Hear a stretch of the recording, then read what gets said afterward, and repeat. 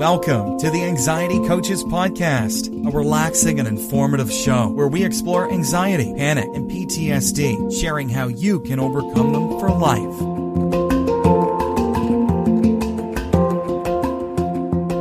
Aloha! Welcome back to the Anxiety Coaches Podcast. I'm your host and coach, Gina Ryan, and I am so happy to be with you again today as together we can consider the many ways to bring your mind and body back to its natural peace and calm. In today's episode, I'm talking about quieting anxiety through asking questions. So I really wanted to dive into how asking the right kinds of questions and being curious versus fearful of the anxious thinking that we have going on can really help us in calming down our anxiety. So here's how asking questions can help. I have a number of little bullet points here of how asking questions can help, and then I'm going to list out some questions that you may want to ask yourself, or they may just be a trigger for you to come up with your own questions that you can ask yourself when you are feeling the stress or the anxiety begin to rise. Because if we can actually interrupt that adrenaline fear cycle, every time we put a little chink or a little dent in that cycle, we are going to be able to break it and then be able to move on more easily without being in the habit of just fear rising, adrenaline rising, and then we add more fearful thoughts. Let's see how asking questions could keep us from adding more fearful thoughts when we are in that cycle so that we can actually break it and move on with our day. So here's how asking questions can be helpful. First up is identifying our irrational thoughts, because anxiety stems from irrational and or exaggerated thoughts. By asking questions, we can identify these thoughts and recognize if they are based on reality or from distorted perceptions. Next up is reality checking. By asking questions, it can really help us objectively to evaluate the situation. We can inquire about the evidence supporting our anxious thoughts, allowing us to distinguish between real threats and perceived dangers. There is a difference there, and when we can see it, when we are in reality and being able to see the difference between a real threat and a perceived danger, we free ourselves up and can remove ourselves from that adrenaline fear cycle. Next up is challenging catastrophic thinking. Anxiety often involves anticipating the worst possible outcome. I know most of you can understand this with me. I kind of really lived there for a long time. And it seems that we can lean that way. Like we can actually feel like we want to think about the catastrophe that's ready to happen or that we think is going to happen, but we can challenge it now. The better we get at this, the less time we have to spend down the wormhole, because anxiety involves anticipating the worst possible outcome. But by questioning these catastrophic thoughts, we can challenge the validity of these predictions that we are coming up with and consider more realistic alternatives. We don't want to spend a lot of time with that catastrophic thinking, not when there is a realistic alternative that we can entertain. Next up is encouraging problem solving. Asking constructive questions prompts us to focus on solutions rather than dwelling on the problem. Again, we're moving out of the problem and into action. This shift in perspective can empower us to actually take practical steps to address the source of anxiety. So often we can be ruminating with anxious thoughts about something that could actually be taken care of, something that we could clear the decks of by taking action and getting something accomplished. Maybe we didn't want to do it. Maybe we're procrastinating, but whatever, we are dwelling on the problem. And just a little bit of action or problem solving can move us out and get us away from the adrenaline fear cycle. Next up is promoting mindfulness. Questions can bring attention to the present moment. And mindfulness involves observing thoughts without judgment, right? And by questioning the validity of anxious thoughts, we can create some distance and reduce their emotional impact. We are bringing ourselves back to the present moment versus wandering around in the future in our mind. We just come back. We promote mindfulness by asking questions that can bring attention to the present moment. This is a beautiful thing to do. Get out of that future thinking. Next up is examining assumptions, because anxiety is often fueled by underlying assumptions, either assumptions about ourselves, about others, or about the world around us. And asking questions allows us to examine our assumptions. Rather than just having them be who we are, we can actually look at them clearly, examine them, and reframe our perspective. And finally, increasing self-awareness. Asking introspective questions fosters self-awareness. Understanding our thought pattern and our emotional triggers enhances our ability to manage anxiety more effectively. We are more self-aware. So ask yourself questions. And what kind of questions are you going to ask, right? Well, an example of a question might be something like, what evidence supports this anxious thought? And what evidence contradicts it? If you have time, you could do that in a journal.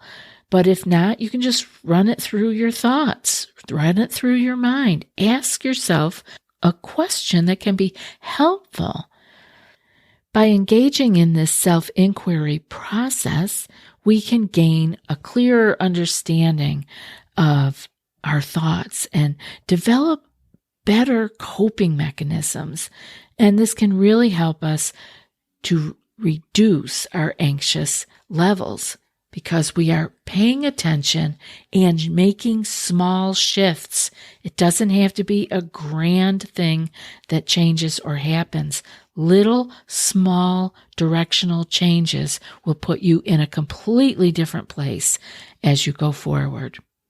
Some other questions you might ask yourself when you're starting to feel anxious is, what can I do to feel better right now?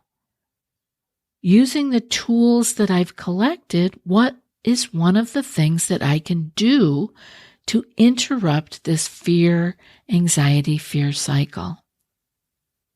Another one would be, if you're thinking that the situation is going to be horrible or everything is falling apart, ask yourself, what if things work out just fine? Because the odds are, why not have everything work out just fine versus everything fall apart? Even if it's headed in that direction and you do have things you have to take care of, keep in the back of your head, what if things work out just fine?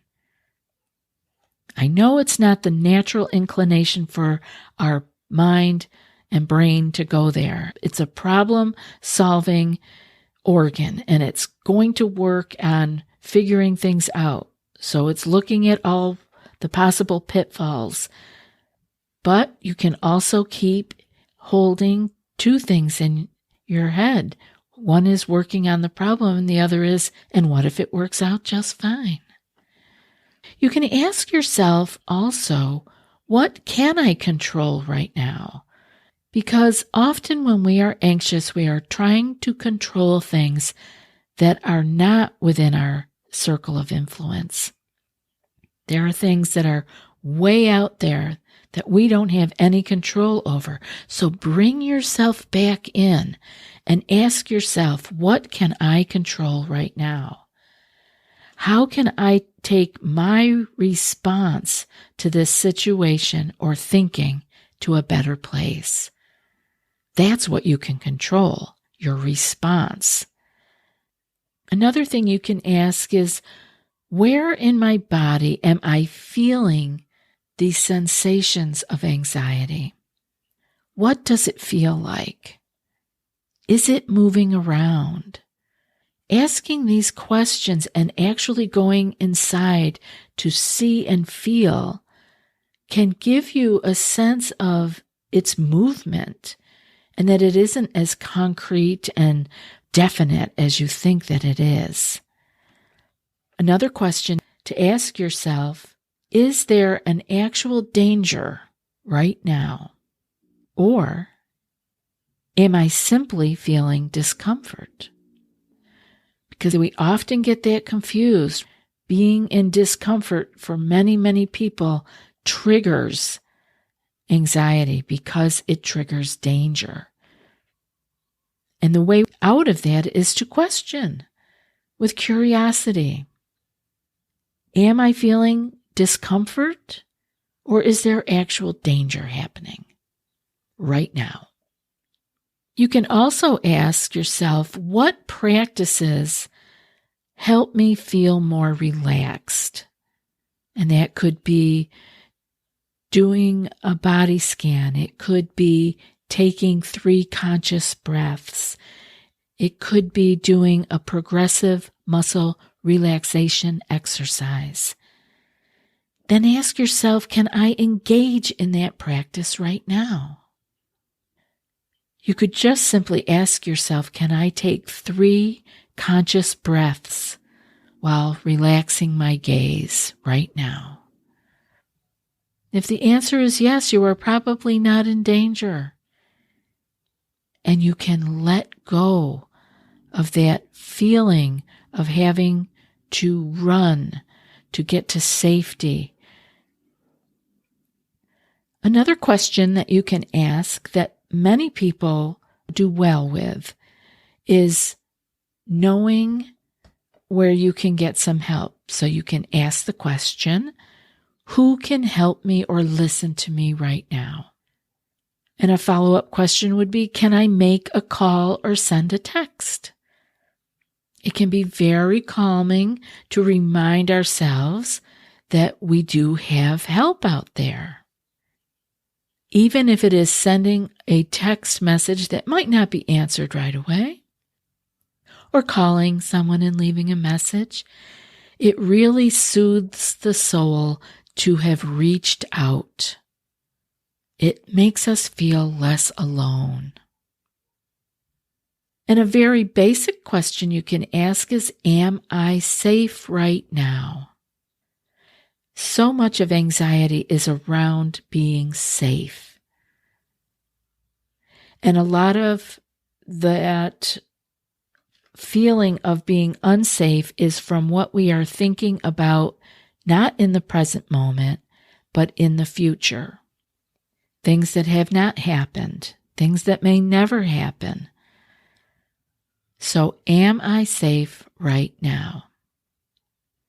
And if not, you can ask, what do I need to do to feel safe? So that you can get yourself into that place of safety, so that you can let your anxiety begin to dissipate, because the adrenaline fear cycle is no longer being fed. And once that is no longer being fed, it doesn't take long. I think for mammals, it's 90 seconds of truly registering safety that the hormones of stress will stop being flooded into your system. Now, it's going to take a minute or however long for your body to run through what has already been released as far as stress hormones are concerned, but you will not be adding more. You will be able to calm down. The problem with human beings is we don't stop adding more. We feel unsafe and we keep adding more unsafe thoughts. So ask yourself, am I safe now? And let yourself be there. It's very important to let yourself be there. But often we just rush off into the next thing, and that may trigger a little bit more stress, and then we're adding more fuel to the fire again. It's the difference between us and the mammals, the little bunny. I was just talking to a client about this today. A little bunny is triggered into anxious fight or flight when it's being chased by a dog or a fox. But once it gets out of the field, around the fence, and it's no longer being chased, it only takes a short period of time for it to register safety, and then it's nibbling grass again.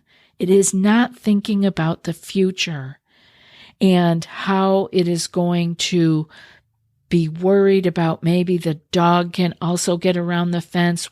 Maybe he's hiding behind a tree. All the things we might think as human beings, the bunny doesn't think. So it is able to move more rapidly from that fight or flight into parasympathetic nervous system again. And it's nibbling grass like nothing ever happened. We have to do this consciously because we are built to continue to think how to stay safe.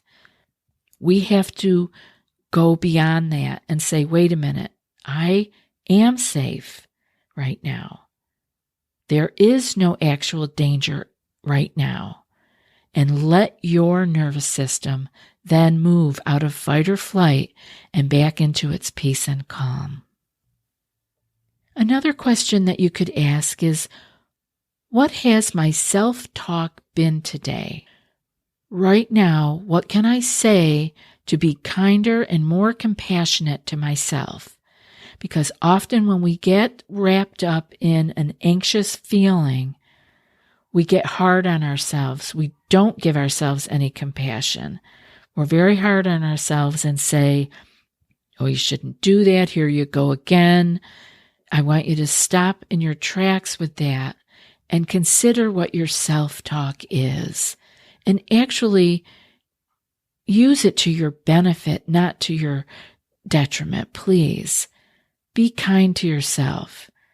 Don't judge yourself. It's okay to have been triggered into an anxious feeling. You won't be there forever, especially if you can use some more compassionate and kind words to yourself.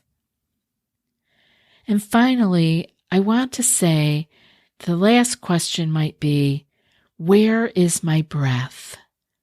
Is it up in my chest, upper third of my chest, short, little nervous breaths that are making me more anxious, giving me more tension in my body and mind? Can I relax my belly just to let my breath go a little deeper? And can I let my exhale be longer and slower? I hope today's show was helpful. Our mind is an amazing place, and I don't think we really got an instruction manual with it, and the brain has been built with that negative bias. So we have to work extra hard to overcome that and asking ourselves questions, asking the right questions, and being curious versus fearful when we are beginning to feel anxious can really be helpful in calming down the anxiety. And now for today's quote. It's not the answers you get from others that will help you, but the questions you ask of yourself. And that's from Author Unknown. I'll be back in a few more days with another podcast. Until then, be well and aloha. Thanks so much for joining us for today's episode of the Anxiety Coaches Podcast. Find more information at theanxietycoachespodcast.com.